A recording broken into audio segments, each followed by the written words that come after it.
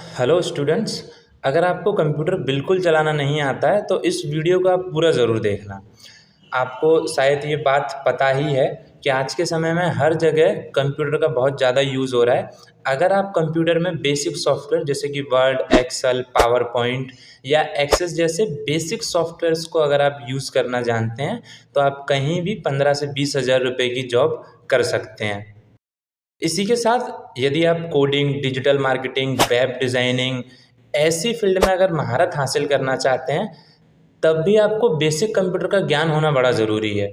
हम ये प्रॉमिस करते हैं कि आगे आने वाले समय में कोडिंग, डिजिटल मार्केटिंग, हार्डवेयर या वेब डिज़ाइनिंग जैसे कोर्सेज इसी यूट्यूब चैनल पर कंप्लीटली फ्री आपको प्रोवाइड करेंगे। पर इन कोर्सेज को करने से पहले आपको बेसिक कंप्यूटर की नॉलेज होना बहुत ज़रूरी है। तो आज से हम लोग इसी चैनल पर complete basic to advance computer आपको यहाँ सिखाने वाले हैं। तो वीडियो शुरू करने से पहले जान लेते हैं कि आज इस फर्स्ट वीडियो में हम क्या क्या सीखने वाले हैं। तो आज के इस पहले वीडियो में मैं कंप्यूटर की क्लास डे 1 से शुरू करता हूँ और आज के दिन मैं आपको जो जो चीज़ें बताने वाला हूँ वो मैं आपको कंप्यूटर चालू बंद करना, कंप्यूटर को हम कनेक्ट कैसे करते हैं या कंप्यूटर के पार्ट्स के बारे में मैं आपको थोड़ी बहुत नॉलेज दूंगा। कंप्यूटर की कुछ सेटिंग्स बताने वाला हूँ, कंप्यूटर में स्क्रीनशॉट वगैरह कैसे लेते हैं या आप अपने कंप्यूटर को इंटरनेट से कैसे कनेक्ट कर सकते हैं। ऐसे कुछ टॉपिक्स हम आज के इस वीडियो में कवर करेंगे। तो चलिए अब वीडियो को डायरेक्ट शुरू करते हैं। तो किसी भी एक सिस्टम को कनेक्ट करने के लिए जब हम बाज़ार से कंप्यूटर ख़रीदते हैं तब हमें कुछ पार्ट्स अलग अलग मिलते हैं। जैसे कि हमें पावर केबल मिलते हैं 2 और एक VGA केबल मिलता है, VGA केबल, जिसे हम लोग वीडियो ग्राफिक एरिया कहते हैं। आपको यहाँ इमेज दिखाई दे रही होगी, ये जो ब्लू कलर का आपको केबल दिख रहा है यही VGA केबल है। यही वो केबल है जिसकी हेल्प से आपकी LED में वीडियो दिखाई देते हैं, मतलब आपकी LED के अंदर चित्र दिखाई देने का जो काम है वो यही केबल करता है। इसी के साथ कीबोर्ड और माउस को आप CPU के यहाँ इन पोर्ट्स के अंदर कनेक्ट कर सकते हैं। अब इन कनेक्शंस को हम प्रैक्टिकली देखेंगे किसी दूसरे वीडियो में। तो मैंने आपको इन इमेज और फुटेज की हेल्प से कनेक्शन को समझाने का प्रयास किया है। मुझे पता है कि आपको कनेक्शन समझने में थोड़ी दिक्कत हो रही होगी, पर आप निश्चिंत रहें, जल्दी हम एक वीडियो बनाएंगे जिसमें इन कनेक्शंस को प्रैक्टिकली करके दिखाने वाले हैं। किसी भी कंप्यूटर सिस्टम के अंदर कंप्यूटर के सारे ही पार्ट्स बहुत इंपॉर्टेंट होते हैं, लेकिन आज के इस वीडियो में हम माउस के बारे में थोड़ा सा समझते हैं। जैसे सबसे पहले माउस मैंने इस तरीके से सामने रखा हुआ है। अब आप देखेंगे कि ये वाली जो मेरी साइड है ये मेरी राइट साइड है और ये मेरी लेफ़्ट साइड है। तो इसी तरीके से ये वाला जो बटन होगा ये हमारा लेफ़्ट बटन है। आप देखेंगे कि यहाँ पर ये बटन है क्लिक और ये हमारा राइट बटन है ना। आप अपने हाथ की हेल्प से पता कर सकते हैं। जैसे मैंने सामने माउस रखा हुआ है, ये वाली साइड मेरी राइट साइड है और ये मेरी लेफ़्ट साइड है, तो ये हमारे लिए लेफ़्ट बटन है और ये हमारा राइट बटन है। कंप्यूटर के बीच में ये जो आपको व्हील दिखाई दे रहा है इसे हम लोग स्क्रॉल बार कहते हैं, क्योंकि ये स्क्रॉल करने का काम करता है किसी भी डॉक्यूमेंट के अंदर। अब इन बटन का यूज़ समझते हैं। जैसे आपको ये जो लेफ़्ट बटन दिखाई दे रहा है ये किसी भी प्रोग्राम को चालू या बंद करने के लिए हम लोग इसका यूज़ करते हैं, मतलब क्लिक करने के लिए। जैसे कि अगर मैं यहाँ पर किसी प्रोग्राम पे क्लिक करना चाहूँ तो जैसे सपोज़ अगर मैं इस PDF को चालू करना चाहता हूँ तब मैं अपने माउस में लेफ़्ट बटन को प्रेस करूँगा तो ये स्टार्ट होने लगेगा। इसी तरीके से अगर मैं अपने माउस में राइट बटन का यूज़ करता हूँ तो जो राइट बटन है वो मल्टी ऑप्शन चालू करने के लिए होता है। जैसे कि अगर मैं राइट बटन प्रेस करता हूँ तब आप स्क्रीन में देखेंगे राइट बटन मैंने प्रेस किया तब आप देख रहे हैं कुछ बहुत सारे विकल्प आ जाएंगे हमारे सामने। अगर यही राइट क्लिक मैं किसी एप्लीकेशन पे जाके करूँगा तो उस एप्लीकेशन से रिलेटेड आपको कुछ बटन्स देखने को मिलेंगे, है ना। तो इस तरीके से ये हमारे माउस के लेफ़्ट और राइट बटन काम करते हैं। तो आपने माउस के बारे में समझा। अब आपको यहाँ सामने एक बॉक्स दिखाई दे रहा है जिसे आप लोग CPU कहते हैं, पर आपकी जानकारी के लिए बताऊं कि ये CPU नहीं, ये कैबिनेट है। CPU इसके अंदर होता है। आप यहाँ इमेज देख रहे हैं, यही हमारा CPU होता है जो कि इस कैबिनेट के अंदर है। तो ये CPU नहीं है, ये कैबिनेट है। क्लियर। अब हम लोग स्क्रीन की तरफ चलते हैं और स्क्रीन पर आपको कुछ काम की चीज़ें दिखाते हैं कि कौन कौन सी चीज़ें हमारे लिए इम्पोर्टेंट है और डे 1 में हमें इन चीज़ों के बारे में नॉलेज होनी चाहिए। तो अब हम हमारी कंप्यूटर की स्क्रीन पे आ चुके हैं। ये जो आपको स्क्रीन दिखाई दे रही है इसे हम लोग टेक्निकल टर्म में डेस्कटॉप कहते हैं।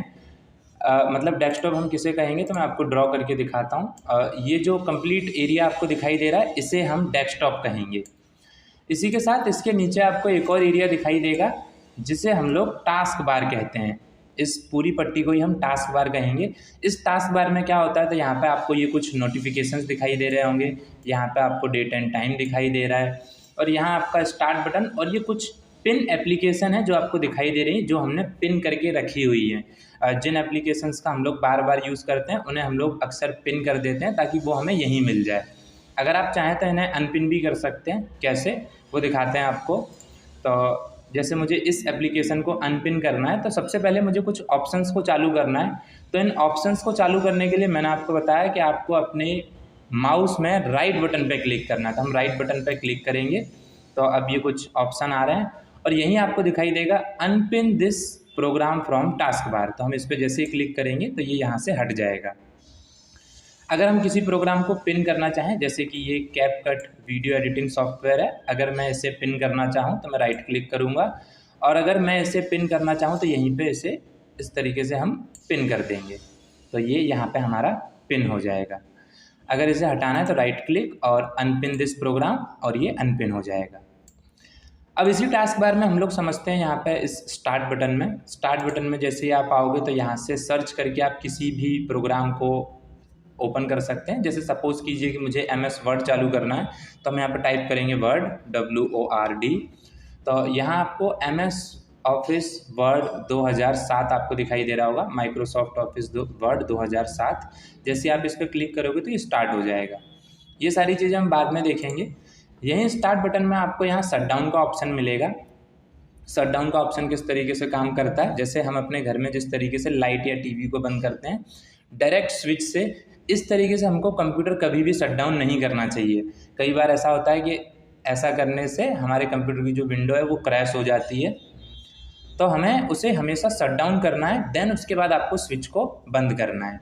अब अगर डेस्कटॉप पे आपको कोई फाइल रखनी है या कोई प्रोग्राम रखना है और आपको अलग से उसे रखना है, तब आप यहाँ पे अपना खुद का फोल्डर भी बना सकते हैं। वो हम कैसे बनाएंगे, तो राइट क्लिक करेंगे और यहीं पे आपको एक ऑप्शन मिलेगा न्यू।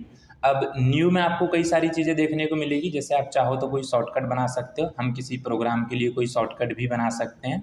फिलहाल हम फोल्डर को देखते हैं। तो जैसे मुझे अपने वीडियोस को रखने के लिए एक फ़ोल्डर बनाना है, तो मैं इस फोल्डर पे एक बार क्लिक करूँगा और यहाँ पे मैं डाल दूँगा वीडियो,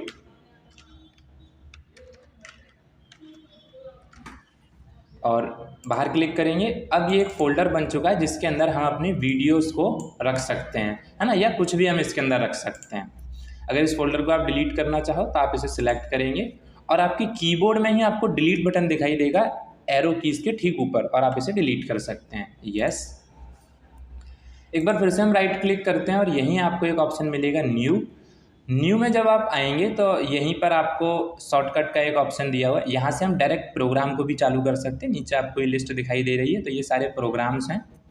फिलहाल हम शॉर्टकट समझते हैं, तो जैसे हम शॉर्टकट पे क्लिक करेंगे तो अब हम यहाँ पर कोई भी एक शॉर्टकट क्रिएट कर सकते हैं।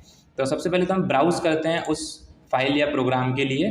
तो जैसे मुझे टैली के लिए एक शॉर्टकट क्रिएट करना है और मैं ओके करूँगा और मैं नेक्स्ट करूँगा। Shortcut tally ERP9। अगर आप यहाँ पे नाम बदलना चाहें तो बदल सकते हैं, और फिनिश करेंगे तो देखेंगे कि यहाँ पर हमारे लिए टैली के लिए एक शॉर्टकट बन गया है। ठीक है, अब हम आगे बढ़ते हैं। अब नीचे ही टास्क बार में आपने स्टार्ट बटन देखा, इन पिन प्रोग्राम के बारे में भी आप जानते ही हैं।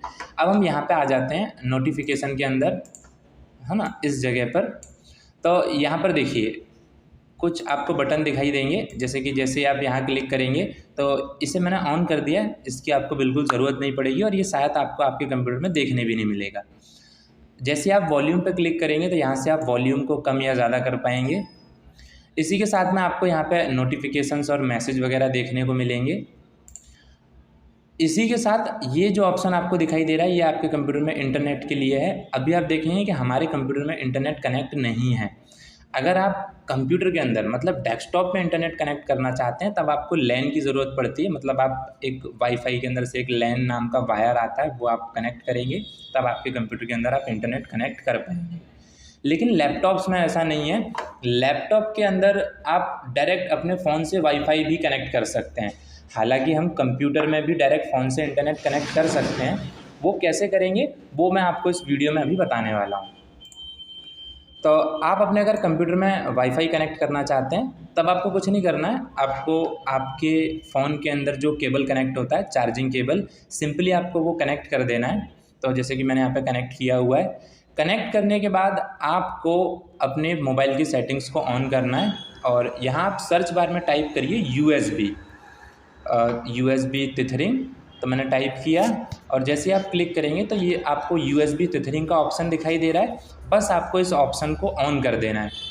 जैसे आप ऑन करेंगे तो आप देखेंगे कि हमारे कंप्यूटर के अंदर इंटरनेट कनेक्ट हो जाएगा। इसी के साथ यहाँ पे ये डेट एंड टाइम का ऑप्शन दिया हुआ है। अगर आप चाहें तो अपने कंप्यूटर के अंदर डेट और टाइम को भी चेंज कर सकते हैं। बस आपको एक बार इस पर क्लिक करना है और नीचे यहाँ आपको ऑप्शन मिलेगा change date and time setting. इस पर आप जैसे ही क्लिक करेंगे तब आपके सामने एक न्यू पॉपअप विंडो स्टार्ट हो जाएगी और यहाँ आप चेंज डेट एंड टाइम में जाके अपने डेट और टाइम को चेंज कर सकते हैं। क्योंकि हमारे कंप्यूटर में डेट और टाइम बिल्कुल सही है तो हम इसे चेंज नहीं करते हैं। ठीक है, तो आज के वीडियो में हम लोग इतना ही रखते हैं। ये वीडियो कैसा लगा ये आप कमेंट करके ज़रूर बताइएगा। आगे आने वाले वीडियोस की नोटिफिकेशन आपको मिलते रहें इसलिए आप इस चैनल को सब्सक्राइब भी कर लीजिए। ये हमारा पहला वीडियो है, इसे आप लोग एक बार दोबारा ज़रूर देखना, इससे आपकी सारी चीज़ें क्लियर हो जाएंगी। दोबारा देखने के लिए आप वीडियो को थोड़ा सा फास्ट फॉरवर्ड भी कर सकते हो। यूट्यूब में डायरेक्ट ये ऑप्शन दिया हुआ है, क्योंकि पहले एक बार आपने वीडियो देखा है तो अगर दोबारा आप वीडियो देख रहे हैं तो आप इसे फास्ट करके देखेंगे तब भी कोई दिक्कत नहीं है, आपको सारी चीज़ें समझ आ जाएंगी। अब वीडियो ख़त्म करने से पहले क्योंकि हमने इतना कुछ सीखा हुआ है तो थोड़ा सा रिवाइज़ करते हैं। तो आपके कंप्यूटर की स्क्रीन पे आपके फ़ोन की स्क्रीन पे, कंप्यूटर की स्क्रीन तो मेरी है, तो आपको अपने फ़ोन की स्क्रीन पर ये कुछ 15 क्वेश्चंस दिखाई दे रहे होंगे। इसमें से किन्हीं 3 क्वेश्चन का आंसर आपको हमारे कमेंट बॉक्स में देना है। आंसर आपको इस तरीके से देने हैं, जिस भी क्वेश्चन का आपको आंसर देना है आपको नंबर टाइप करना है, जैसे 7 और आंसर, 8 और आंसर, 11 और आंसर। बाकी सारे क्वेश्चंस के जो आंसर हैं वो आप लोग मुझे डायरेक्ट ईमेल करेंगे। तो नीचे आपको मेल आईडी दिखाई दे रही है, इस पर आप सिंपली इन क्वेश्चंस के आंसर को डायरेक्ट नंबर टाइप करके आंसर टाइप करिए और मुझे आप मेल कर दीजिए। चलिए अब मिलते हैं अगले वीडियो में। तो अगला वीडियो हमारा जल्दी इसी टाइम पे मतलब शाम के 5 बजे अपलोड हो जाएगा। ठीक है, तो अब मिलते हैं आपसे कल अगले वीडियो में। Thanks for watching this video.